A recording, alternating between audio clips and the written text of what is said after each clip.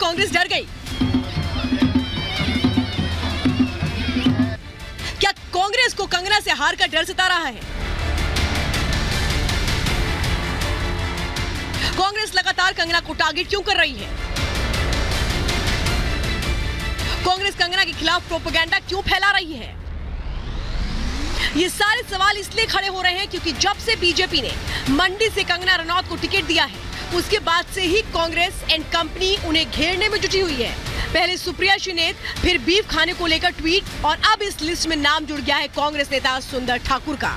कांग्रेस नेता सुंदर ठाकुर ने कंगना पर हमला बोलते हुए कहा कि ये इलेक्शन फिल्म का प्रमोशन नहीं है, ये चुनाव मनोरंजन के लिए नहीं है। सुंदर ठाकुर ने बीजेपी से सवाल किए, बीजेपी संगठन में क्या नेताओं की कमी है जो पैराशूट से नेता उतारने पड़े हैं? कि आपने 2 महीने में फिल्म बना दी, ढिंगा चिक्का करके, प्रमोशन करके, और आप ट्वीट करके, आप मीडिया के माध्यम से आप कुछ भी कहेंगे कि आज मैं आपके बीच में हूँ, आपके अपने हैं। जो एक शख्स या जो एक व्यक्ति या एक आज से बचपन में अगर हिमाचल को छोड़ चुकी हो और उसके बाद हम मानते हैं कि उन्होंने बड़ी शोहरत कमाई है, राजनीति सेवा करने के लिए, फिल्में मनोरंजन के लिए होती है, ये इलेक्शन कोई मनोरंजन के इलेक्शन नहीं हो रहे हैं। कांग्रेस नेताओं की कंगना के लिए नफरत दिनों दिन बढ़ती जा रही है। शायद इसके पीछे मंडी में कंगना रनौत की पॉपुलैरिटी है। ऐसे में कांग्रेस नेताओं के अब शब्दों को लेकर जब रिपब्लिक भारत ने मंडी के लोगों से बातचीत की तो सुनिए उन्होंने क्या कहा। क्या उम्मीदें हैं आपको कंगना से? क्या उम्मीदें हैं आपको कंगना? कंगना जी मंडी लोकसभा क्षेत्र से भारी बहुमतों से जीत रही है, बहुत भारी बहुमत से।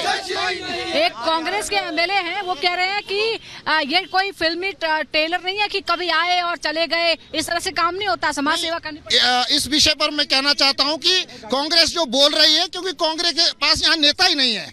हमारे तो प्रत्याशी यहाँ पर आज स्वागत हो रहा है, लेकिन कांग्रेस का भी कोई नेता नहीं है, तो कांग्रेस कैसे कह रही है उनके पास नेता ही नहीं, वो कैसे बोल सकते हैं? तो आपको लगता है कंगना जी जीतेंगी? बिल्कुल जी, भारी बहुमत से जीतेगी। हाँ जी, हाँ जी। क्या रिकॉर्ड तोड़ेंगे? राम स्वरूप जी जिनका निधन हो गया, क्या उनका रिकॉर्ड तोड़ पाएंगे? ऐतिहासिक जीत होगी, तोड़ देंगे। कंगना जी मंडी की विधायक बंजार विधानसभा क्षेत्र इस क्षेत्र के। अच्छा सर, आप बताइए कि क्या उम्मीदें हैं आपको कंगना जी से? और पहले मुझे बताइए कि सुंदर ठाकुर जो कांग्रेस के एमएलए हैं, उन्होंने कहा है कि ये ढिंका चिक्का करके चुनाव नहीं जीता जाता है। को कंगना जी के नाम से खौफ हो गया है। उनको ये लग रहा है कि कंगना जी भारतीय जनता पार्टी की उम्मीदवार बनी है, तो इसलिए यहाँ से हमारा जीतना बहुत मुश्किल है और कांग्रेस पार्टी यहाँ से नहीं जीत सकती है।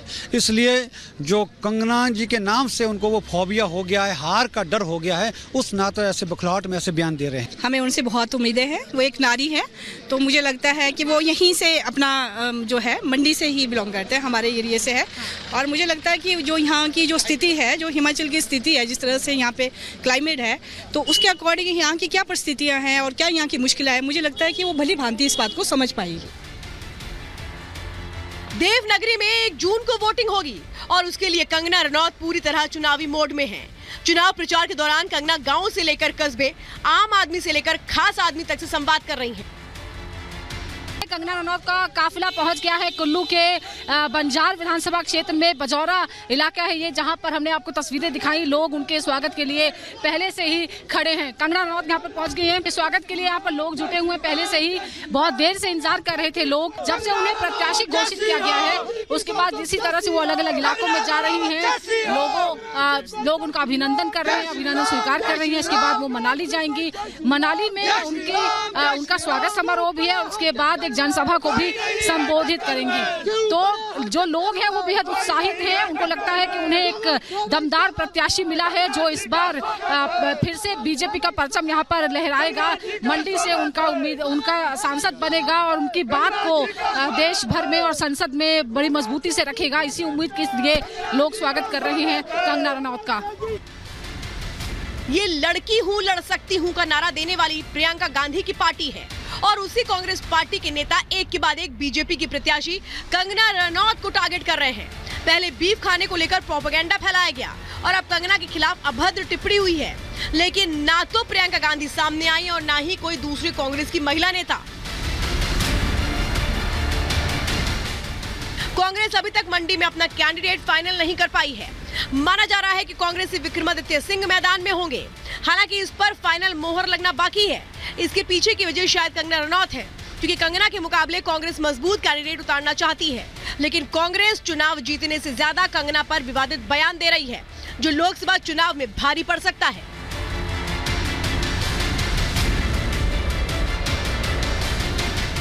Bureau report, Republic Bharat.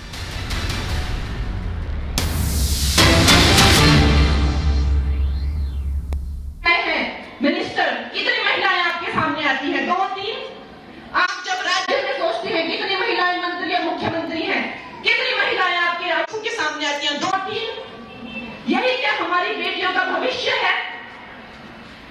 आज जब मैं पॉलिटिक्स में, ये पुरुष प्रधान समाज में, अगर आपके मनाली की बेटी, अगर आपके मंडी की बेटी अपना छोटा अस्तित्व ढूंढ रही है, अपनी छोटी सी जगह ढूंढ रही है, तो उसमें जो लोगों को मिर्ची लगती है, तो ये चाहते क्या है? क्या हमारी बेटियां पॉलिटिक्स में आए ही नहीं?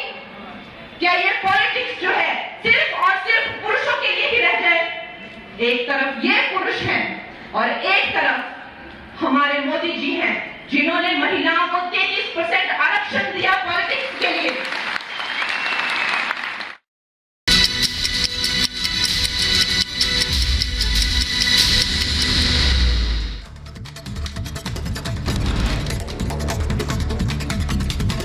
में भारत बीआरएस नेता के कविता की और बड़ी मुश्किलें। के कविता को सीबीआई ने गिरफ्तार कर लिया है। दिल्ली शराब घोटाले में आरोपी है के कविता।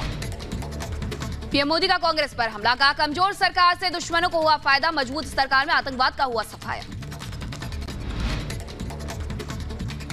कांग्रेस पर हमलावर हुए पीएम मोदी, कहा कांग्रेस के लिए परिवारवाद ही सब कुछ। परिवारवाद कांग्रेस की परंपरा है, मेरे लिए देश ही मेरा परिवार है। पीएम मोदी ने कांग्रेस को बताया विकास विरासत का विरोधी, कहा कांग्रेस ने राम के अस्तित्व को नकारा, प्राण प्रतिष्ठा का निमंत्रण ठुकराया, कांग्रेस को सनातन से नफरत।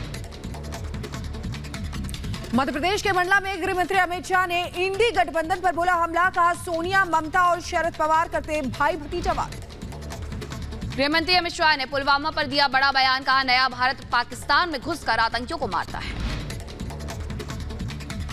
लोकसभा चुनाव को लेकर बीजेपी की 11वीं लिस्ट जारी, भदोही से विनोद कुमार बिंद को दिया गया टिकट, टीएमसी उम्मीदवार ललितेश त्रिपाठी से मुकाबला। पूर्व कांग्रेस नेता और प्रवक्ता रोहन गुप्ता बीजेपी में हुए शामिल, केंद्रीय मंत्री हरदीप सिंह पुरी और विनोद तावड़े की मौजूदगी में ली बीजेपी की सदस्यता।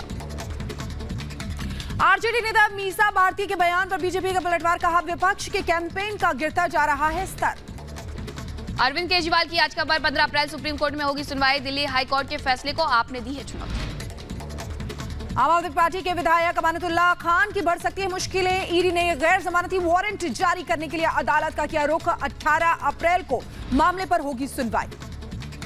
नोटों की गड्डी के साथ सपा प्रत्याशी का वीडियो आया सामने, सुल्तानपुर से सपा प्रत्याशी भीम निषाद। तमिलनाडु के मदुरै में कांग्रेस उम्मीदवार के पैसे बांटने का आरोप है, जनता को कैश बांटने का वीडियो सोशल मीडिया पर वायरल हुआ है। जम्मू कश्मीर के पुलवामा में सेना को मिली बड़ी सफलता, जवानों ने आतंकी दानिश अहमद को किया ढेर, 27 मार्च से चल रहा था लापता।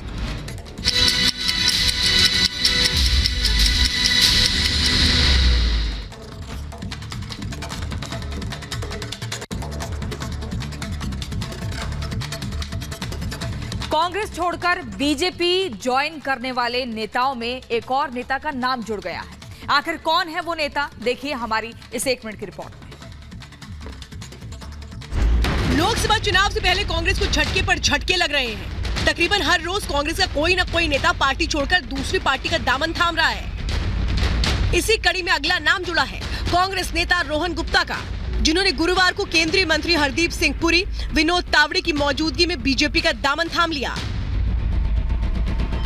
आपको बता दें कि अभी हाल ही में कांग्रेस प्रवक्ता रहे गौरव वल्लभ ने भी कांग्रेस छोड़कर के बीजेपी का दामन थामा था और अब एक ही हफ्ते में पार्टी के दूसरे प्रवक्ता का चुनावी मौसम में पार्टी छोड़कर जाना कई सवाल खड़े कर रहा है।